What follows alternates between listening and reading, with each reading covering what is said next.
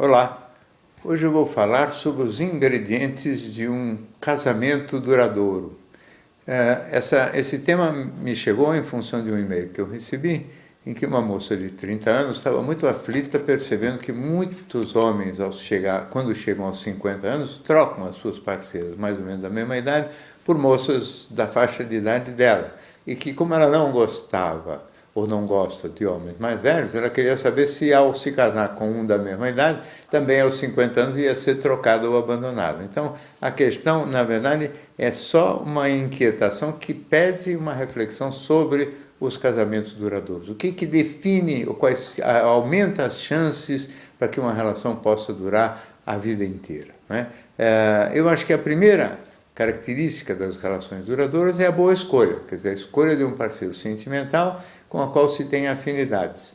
Afinidade mais do que tudo de caráter, mas também afinidade de gostos, de interesses, de projetos de vida, de mentalidade, de estilo, de planos, de gostos relativos a lazer, de gostos relacionados com projetos e propósitos materiais. Quer dizer, quanto maior o volume de afinidades, maior a chance de longevidade das relações. A primeira fase dos relacionamentos costuma ser fácil, o erotismo flui com facilidade, quase sempre quando há afinidades, evidentemente afinidade de pessoas que tenham características de convívio fácil, porque dois briguentos podem ter muitas afinidades, mas esses dois briguentos são um tipo de afinidade que não dá certo. Então, aí o indivíduo tem que se modificar para poder ter um parceiro afim que seja compatível com uma vida em comum, não recheada de brigas e às vezes até de tapas, né? Então, quando eu falo afinidade, eu sigo dois indivíduos razoáveis e que tenham muitos projetos em comum e que cultivem esses projetos. A primeira etapa é fácil, volto a dizer, erotismo flui com facilidade, o clima de ternura no início é muito fácil, os projetos iniciais são quase sempre mais ou menos os mesmos, não é? Ter filhos, eventualmente criá-los, estabelecer-se profissionalmente, financeiramente, hoje ambos buscam esse tipo de satisfação.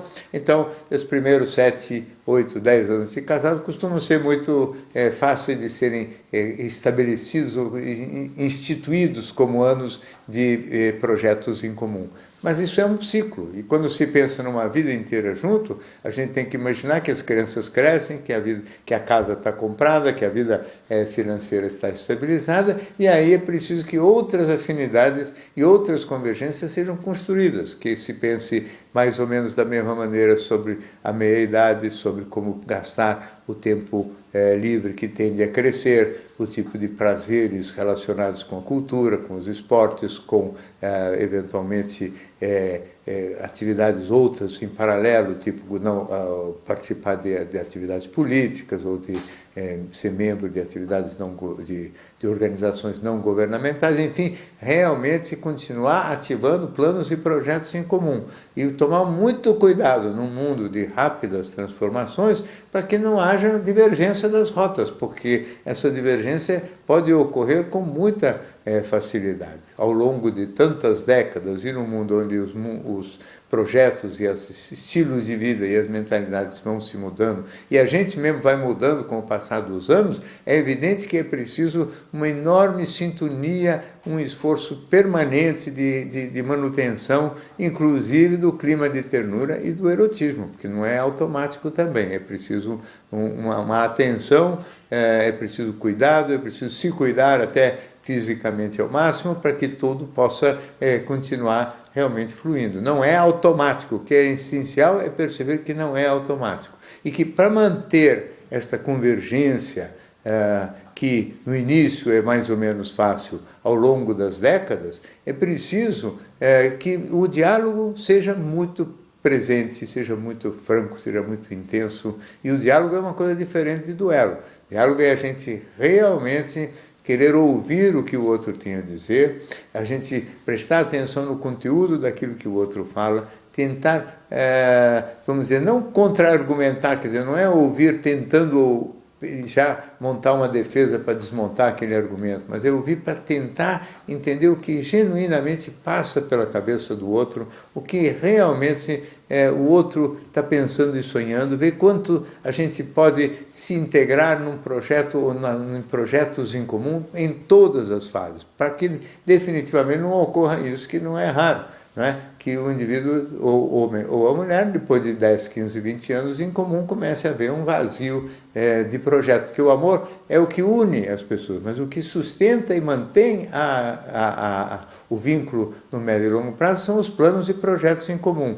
Planos, inclusive, que tem que incluir, se quiserem pensar na vida inteira juntos, mais para frente até os projetos, eventualmente, de aposentadoria, como é que vão ser os últimos dias, etc.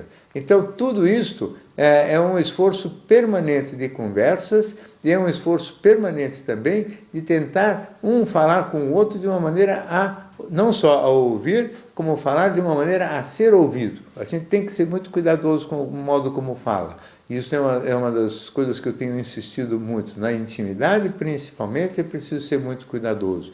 Sempre é bom usar a primeira pessoa do singular, eu estou me sentindo assim, estou me sentindo assado. Tomar cuidado para não falar de um jeito acusativo. Você está fazendo assim, não gosto que faça assado, porque essa coisa de acusar o outro quase sempre tampa os ouvidos do outro. Não é? Então, a gente não só precisa ouvir, como precisa encontrar um modo de ser ouvido. Isto aqui cria uma oportunidade de diálogo verdadeiro e não de duelo, de conflito inútil, não de briga, mas de conversas permanentes, para que se possa renovar o pacto de coabitação, o pacto sentimental, o pacto de planos e projetos, além do cuidado permanente com um erotismo que deve se manter, vamos dizer assim, na base de troca de carícias, quer dizer, na base da excitação mais do que do desejo, porque o desejo se esvai, mas a possibilidade de um clima de ternura e de erotismo se sustentar ao longo de todas as décadas da vida em comum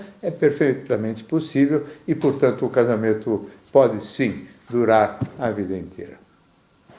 Bem, essa é mais uma participação aqui no nosso canal do YouTube. Se você gosta, inscreva-se e vai recebendo todas as informações e todas as novidades que aparecem por aqui. Até a próxima.